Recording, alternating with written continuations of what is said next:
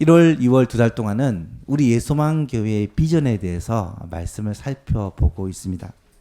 우리 예소망교회가 어떤 교회냐? 우리 예소망교회는 이런 교회입니다. 라고 할 때 우리 교회 비전을 얘기할 수 있습니다. 우리 교회가 어떤 교회인지 다시 한번 같이 그렇게 읽어보도록 하겠습니다. 시작. 예소망교회는 영과 진리로 하나님을 예배하고 하나님의 아버지의 마음으로 영혼을 구원하며 예수 그리스도를 닮기 위하여 훈련받기를 힘쓰고 성령님의 은사를 따라 교회와 세상을 섬기며 하나님 안에서 한 가족을 이루어 하나님 나라를 넓혀가는 것을 목적으로 한다.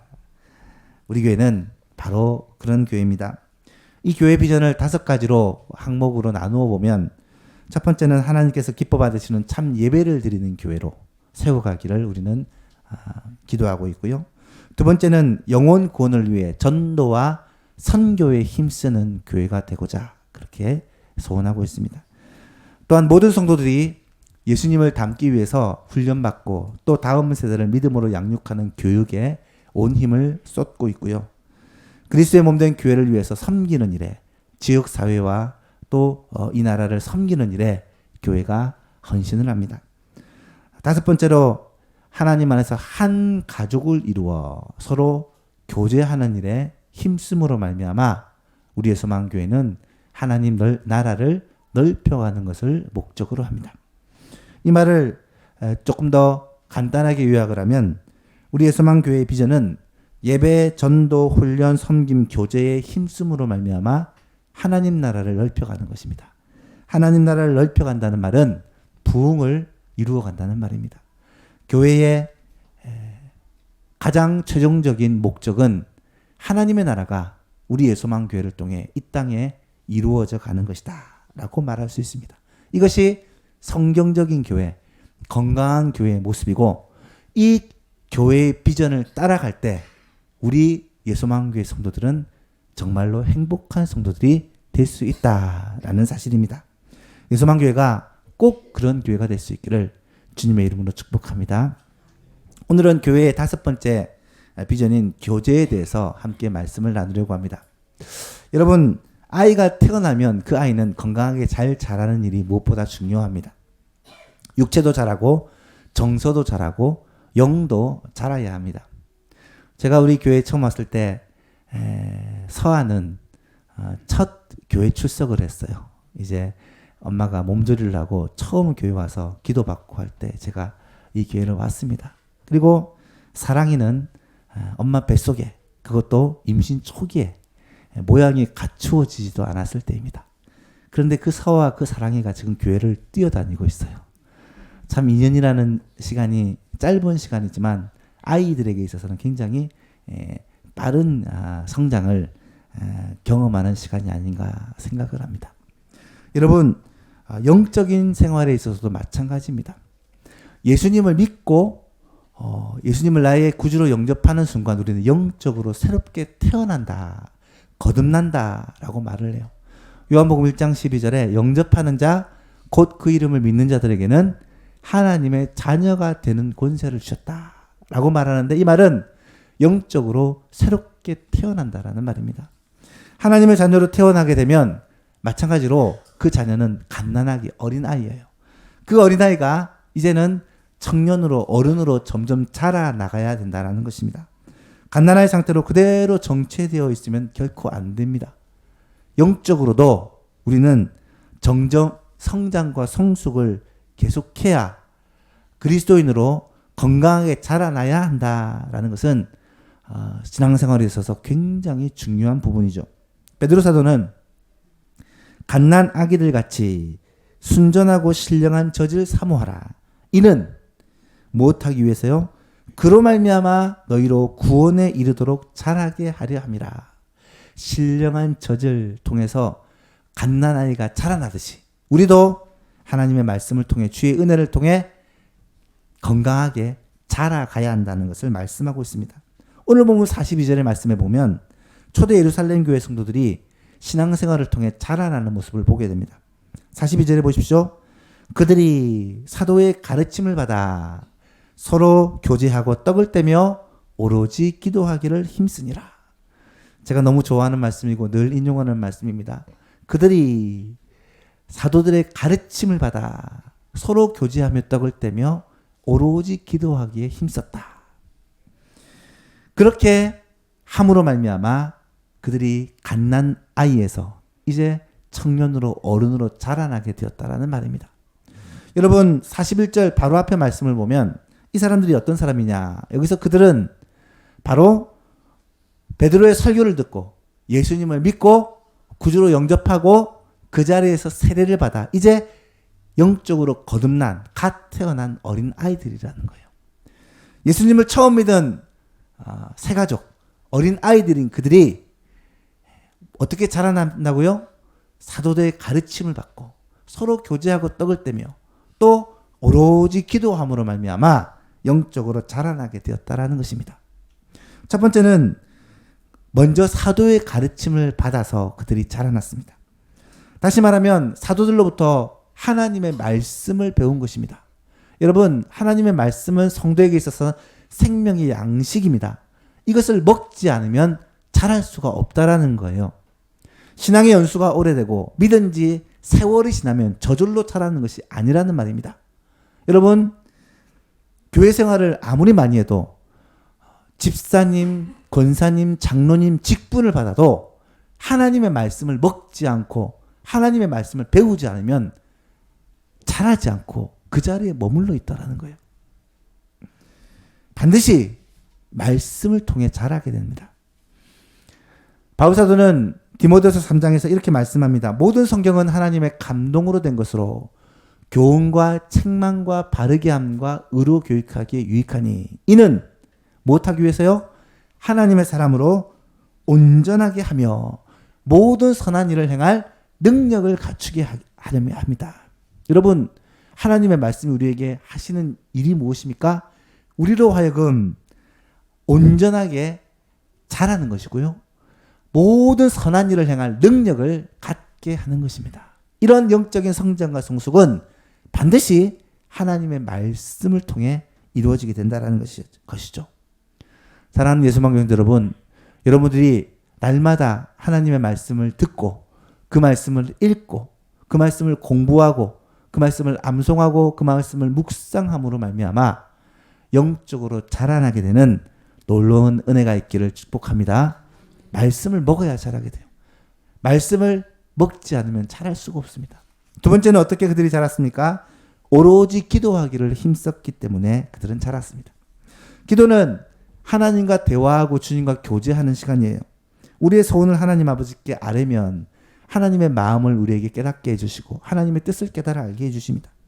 예루살렘 교회 성도들은 그렇게 하나님께 기도함으로 하나님과 교제했고 주님과 더 가까워졌습니다.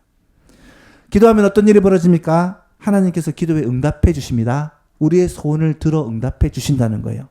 기도하면 때로는 기사와 표적이 일어나게 해주십니다. 병든 자들이 고침을 받습니다. 마음이 상한 자들이 회복을 얻습니다. 문제가 해결이 됩니다. 기도할 때 이런 은혜를 부어주시는 거예요. 기도하면 성령 충만함을 받습니다. 내가 내 삶의 주인이 아니라 성령께서 내 삶의 주인 되셔서 우리의 삶을 인도해 주십니다.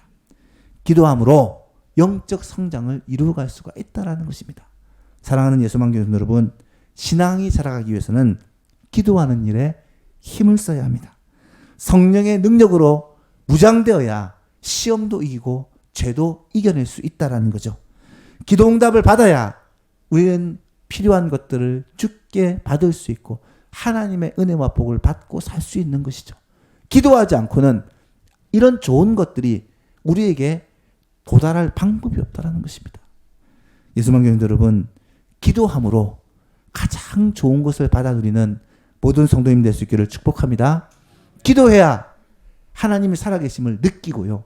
기도해야 하나님이 나를 사랑하신다는 것을 깨닫게 되고요. 기도해야 영적으로 우리의 믿음이 점점 자라게 된다는 거죠. 기도는 신앙생활에 있어서 원동력입니다.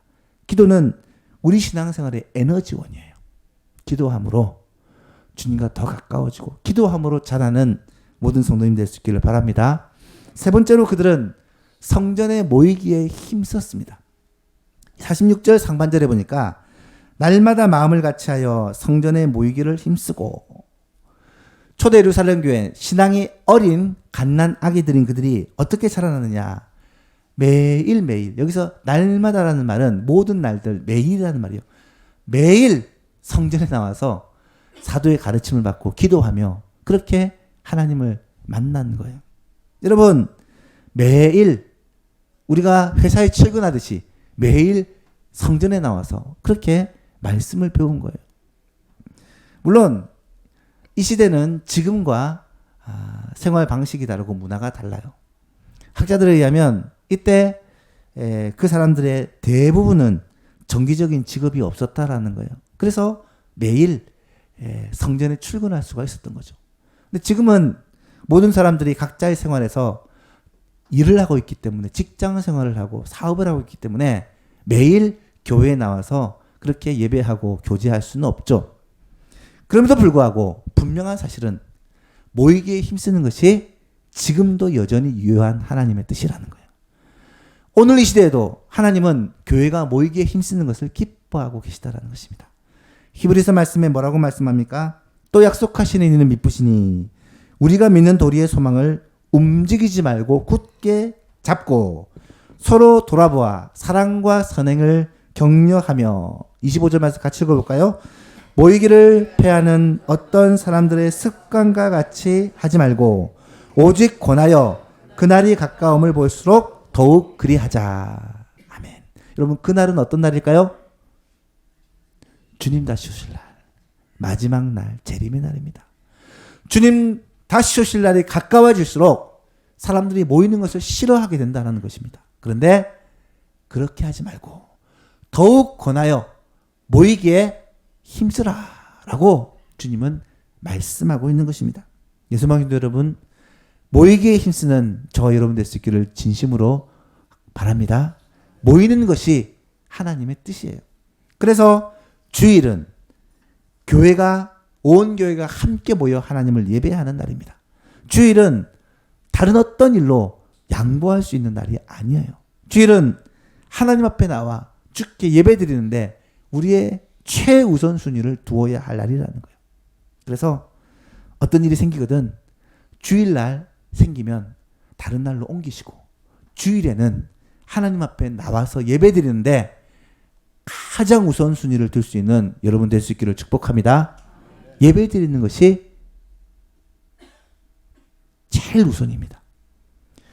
주일 오전 예배만 공예배가 아니라 주일 오후 예배도 공예배예요. 오전에만 드리고 끝났다라고 생각하지 마시고 점심 식사를 같이 하시고 오후 예배도 함께 하나님 앞에 드릴 수 있기를 바랍니다. 이것이 모이기에 힘쓰는 거예요. 주일 오전과 오후를 예배드리는 분이 계시다면 이제는 수요기도회나 금요기도회나 새벽기도회 다 나오기는 여건이 안 될지라도 나오기 위해 힘쓰는 저와 여러분 될 수 있기를 축복합니다. 모이기에 힘써야 신앙이 성숙하고 자라날 수 있기 때문이죠. 우리 예수만교회는 다른 어떤 교회보다 모이기에 힘쓰는 교회가 되었으면 좋겠어요.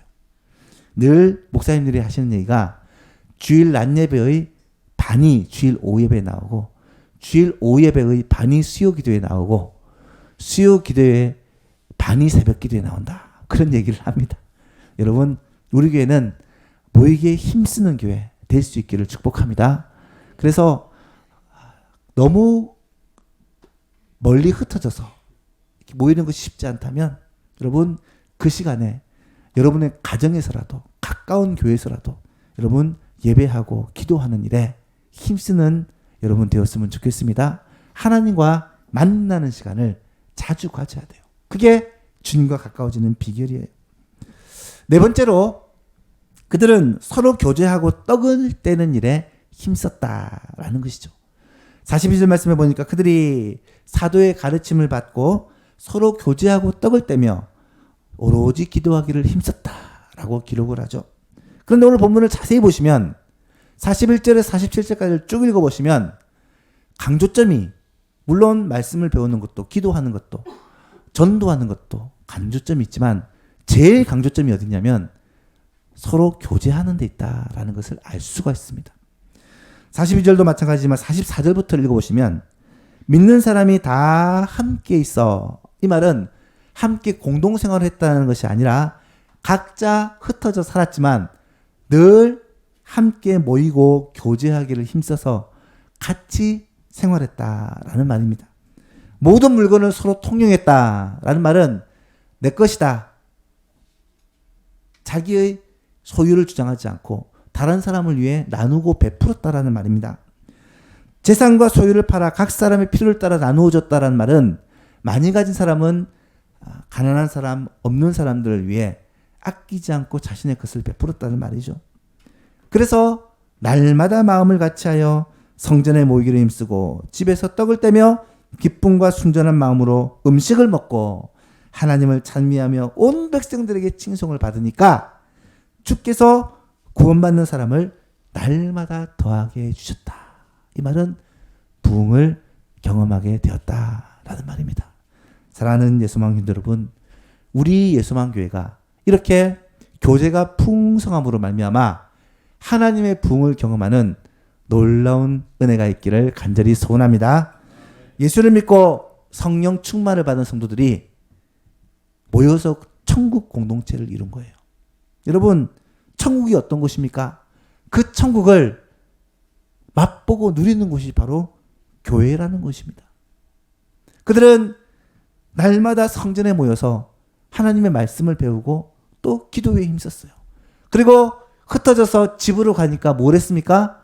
떡을 떼며 음식을 먹고 서로 교제하고 서로 하나님을 찬양하며 그렇게 모임을 가졌다라는 것이죠. 사도행전의 고백을 보면 거룩한 공교회와 성도의 교제와 성도의 교제를 믿습니다 라는 그런 고백이 나타나요. 여러분, 성도의 교제를 믿습니다 라는 말이 좀 어색하게 들리는 분도 계실 거예요. 왜요? 예배하는 것, 말씀 읽는 것, 기도하는 것은 주의 일인 것 같은데 교제하는 것은 주의 일 안 갖고 꼭 노는 것 같거든요. 그런데 성경을 보면 절대 그렇게 얘기하지 않습니다. 성도가 함께 교제하는 것은 교회가 교회되는 가장 중요한 요소 중에 하나고요.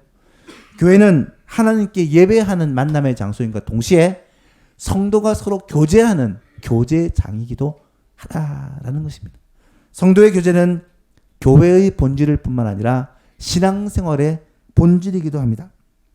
제가 지난번에 부흥하는 교회에 대해서 말씀을 드리면서 부흥하는 교회를 다 모아가지고 조사를 한 결과를 조금 말씀을 드렸어요.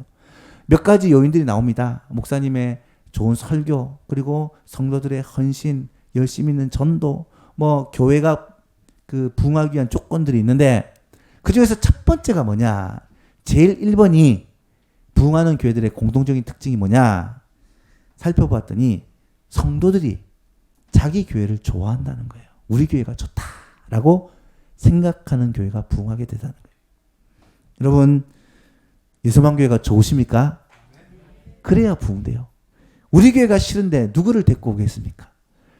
어떻게든 우리 교회가 좋고 성도들 만나는 것이 기쁨이 될 때 전도도 되고요. 부흥도 되고요. 그런 모임 속에 사람들이 오면 떠나지 않게 된다는 거예요. 사랑하는 성도 여러분, 사랑과 교제가 넘쳐서 정말 좋은 교회, 행복한 교회를 만들어갈 수 있기를 주님의 이름으로 축복합니다. 교제하고 떡을 뗀다는 말을 자세히 살펴보니까 이 교제한다라는 말은 코이노니아라는 단어를 사용합니다. 사귀는 것을 말해요. 당시에 사귐은 주로 만나서 신령한 것을 나누면서 그렇게 사귀게 됩니다. 신령한 것이 무엇입니까? 함께 모여 떡을 떼는 성만찬 혹은 애찬 혹은 그들의 삶 가운데 하나님께 받은 은혜 그리고 하나님의 말씀을 나누는 그런 아름다운 나눔이 있었다라는 거예요. 초대 예루살렘 교회 안에는 가난한 사람들이 굉장히 많았습니다. 실제로 그들이 하루에 한 끼를 보통 먹었다고 합니다. 여러분, 하루 세 끼를 먹게 된 게 역사적으로 그리 오래되지 않은 일이에요. 주로 하루에 한 끼 정도를 그렇게 먹었다라고 하는데 그 한 끼조차도 먹을 것이 없어서 못 먹는 사람이 많았대요. 그래서 초대 교회는 함께 모여 주로 저녁에 식탁을 나누면서 그렇게 식탁 교제를 하게 되는데, 좀 부유한 사람은 많은 것을 가지고 오고 없는 사람은 작은 것을 가지고 와서 서로 나누어서 먹고 그렇게 교제를 나누게 되었다라는 것입니다. 여러분, 그래서 오늘날 교회에서도 애찬을 참 중요하게 생각합니다. 우리 교회에서도 예배를 마치면 항상 맛있는 애찬을 준비해서 함께 나누게 되어지죠. 여러분, 애찬을 준비하기 위해서는 누군가의 아름다운 헌신이 있어야만 한다는 것을 우리는 잘 알고 있습니다. 교회에서 애찬을 준비하기 위해서는 토요일에 와서 시장을 보고 음식을 준비하는 분들이 계십니다. 주일 아침 일찍 와서 밥을 안 치고 또 음식을 또 조리를 해서 여러분을 섬기는 사람들이 계세요. 그런 분의 헌신과 수고가 있기 때문에 우리는 아름다운 애찬을 먹을 수 있는 거죠. 뿐만 아니라 애찬을 위해서 애찬 헌금을 하시는 분들, 그리고 애찬을 위해서 식자재를 공급하시는 분들이 있을 때 그런 아름다운 섬김이 우리들로 하여금 또 좋은 식사를 나누고 교제할 수 있는 장을 만들어 주는 거죠. 사랑하는 여러분, 마음이 열려야, 아니죠? 입이 열려야 마음이 열리고 마음이 열려야 은혜를 받는다라는 그런 말이 있습니다. 하나님의 말씀을 듣기 위해 우리의 마음이 열리고 귀가 열리기 위해서는 먼저 우리가 함께 애찬을 나누고 또 그리스도 안에서 함께 교제할 때 하나님께서 우리 가운데 은혜를 주시고 열린 마음을 주셔서 말씀을 통해 또 은혜 받고 성도의 교제를 통해 은혜 받게 하실 줄로 믿습니다. 그런 아름다운 교제가 우리 예수만교회에 풍성할 수 있기를 간절히 바랍니다.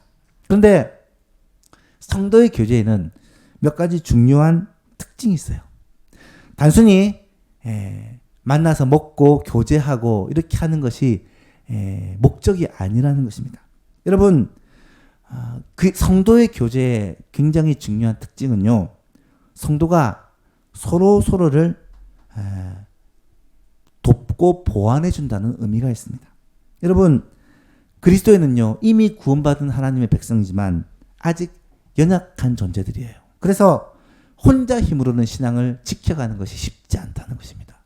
서로가 서로를 도와주고 서로가 서로를 붙들어주고 서로가 서로를 격려해주는 위로와 격려와 도움이 필요한 존재들이라는 것입니다. 그래서 성도의 교제란 무엇이냐? 서로를 붙들어주는 것이죠. 몸에 붙어있는 지체들이 서로가 서로를 보완해주는 것처럼 손과 발과 눈, 코, 입이 자기 역할을 감당함으로 서로를 돕는 것처럼 우리의 그리스도의 몸된 교회도 서로의 약함을 돌보아주고 서로를 사랑하고 돌볼 때에 건강한 교회로 자라날 수가 있게 된다는 것이죠. 또한 성도의 교제는 세상 교제와 다른 중요한 이유 중에 하나가 하나님과의 교제를 전제하고 있다는 거예요. 하나님과의 교제가 이루어지지 않는 사람은 진정한 성도의 교제를 맛볼 수가 없다는 말입니다.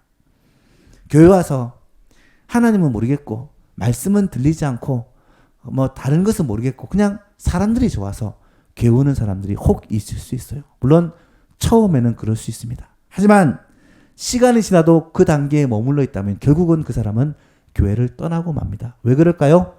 하나님과의 관계가 세워지지 않기 때문에. 성경은 항상 하나님과의 관계가 세워지고 난 후에 성도들과의 교제가 이루어지는 것을 말씀하고 있어요. 요한일서 말씀을 읽어보면 그것을 분명히 알 수 있는데요. 요한일서는 성도의 사랑의 교제를 굉장히 강조한 성경이에요. 그런데 보시면 3장, 4장에서는 성도의 교제를 얘기하지만 1장과 2장에서는 뭘 말하느냐? 먼저 하나님과의 사귐이 있어야 된다. 그리고 예수 그리스도와의 사귐이 있어야 된다라는 것을 강조합니다. 그럴 때 성도들 간의 교제가 의미가 있게 되어진다라는 말씀이죠. 오늘 본문도 그것을 말씀합니다. 그들이 어떤 사람들입니까? 베드로의 설교를 듣고 예수님을 믿기로 작정하고 예수님을 믿고 세례를 받은 사람들이에요. 거듭난 하나님의 자녀가 된 사람들입니다. 그들이 하나님의 말씀의 가르침을 받고 신앙이 성숙해 가면서 교제하는 일을 힘쓰는 모습을 보게 됩니다. 세례받고 그리스도의 하나님의 자녀, 그리스도의 제자가 된 그들이 비로소 성도의 교제를 통해 서로가 서로를 세워나가게 갖게 된다라는 것이죠. 사랑하는 예수망 여러분, 먼저 주님과의 이 관계가 세워짐으로 다른 사람에게 선한 영향력을 미치고 정말 아름다운 교제가 우리 교회 가운데 풍성하게 일어나게 될 수 있기를 주님의 이름으로 축복합니다. 이것이 진짜 아름다운 교제라는 거예요. 그렇다면 교회 안에서 구체적으로 어떻게 교제를 나눌 수 있을까? 세 가지만 말씀드리고 말씀을 마칩니다. 첫 번째는 공적인 예배와 기도회에 참여함으로 교제할 수 있습니다. 공예배와 공기도는 교회가 함께 모이는 교제의 자리예요. 예배의 순서 가운데서도 하나님께 드리는 요소가 있고 하나님으로부터 받는 요소가 있지만 성도들끼리 나누는 순서가 있는 것이 그것 때문이죠. 특별히 성찬식은 하나님의 은혜를 기억한다는 것과 동시에 성찬을 통해 교회가 하나 된다는 의미를 가지고 있습니다.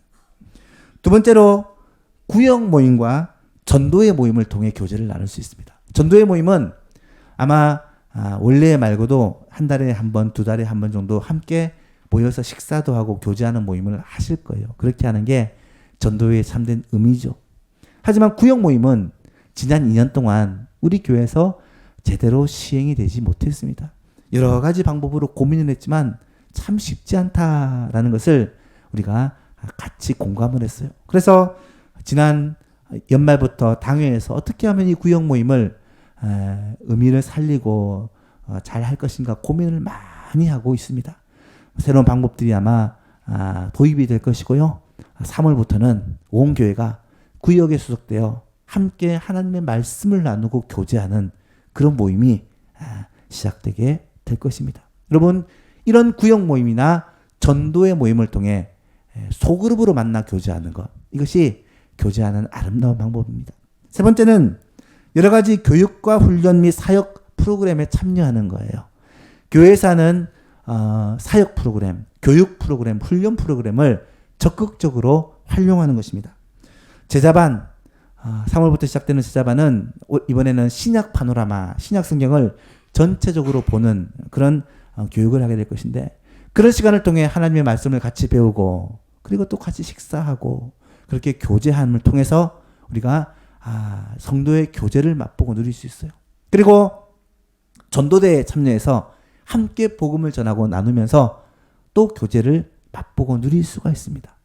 또한 어떤 목적을 가지고 모이는 그러한 봉사 모임, 주일날 예배를 위해서 토요일에 모여 청소를 한다, 교회 청소를 한다든지, 주일날 식사를 위해 주방에서 식사 준비를 한다든지, 뭐 이런 다양한 모임들이 사실은 성도들의 만남과 교제의 장이 되어야 하는 거죠.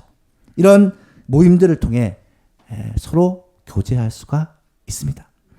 만나서 놀러 가고 만나서 어떻게 맛있는 거 먹으러 가고만 교제가 아니라 교회에서 이 다양한 모임과 섬김과 봉사의 시간들을 통해 함께 성도들을 만나고 주 안에서 말씀으로 교제하고 또 식사로 교제하는 이런 교제를 통해 우리는 연약한 우리들이 서로를 도와주며 세워져 갈 수 있다는 거죠.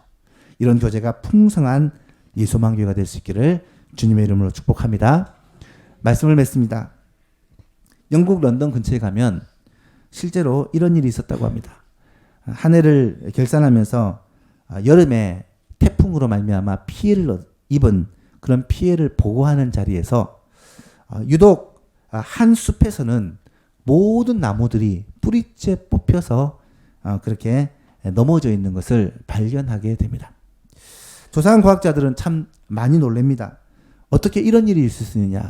물론 여름에 태풍이 지나고 나면 피해를 입는 것은 모두가 마찬가지입니다. 그런데 유독 그 숲은 모든 나무들이 일제히 뿌리채 다 뽑혀서 그렇게 쓰러져 있었기 때문에 이런 일은 들어본 적이 없었기 때문입니다. 그래서 조사팀을 구성해서 왜 이런 일이 일어났을까라는 것을 조사했더니 얼마 지나지 않아 그 이유가 명료하게 밝혀졌습니다. 이 숲은 그 지역에서 숲을 조성하기 위해 일부러 나무를 심어서 그렇게 만든 숲이라고 합니다. 그런데 나무를 심을 때 비용을 절약하기 위해서 나무를 듬성 심은 거예요. 조밀하게 심으면 좋겠지만 듬성 심어도 이 나무가 숲을 어느 정도 이룰 수 있기 때문에 비용 절감을 위해서 그렇게 했는데, 문제가 뭐냐, 겉보기로는 보통 숲과 같은데 이 뿌리들이 뻗쳐서 뿌리와 뿌리가 서로 얽히지를 않은 거예요. 뿌리들이 다 따로 땅에 심겨져 있다 보니까 바람이 한번 세차게 부니까 그 뿌리들이 송두리째 다 뽑혀 나와 버린 것입니다.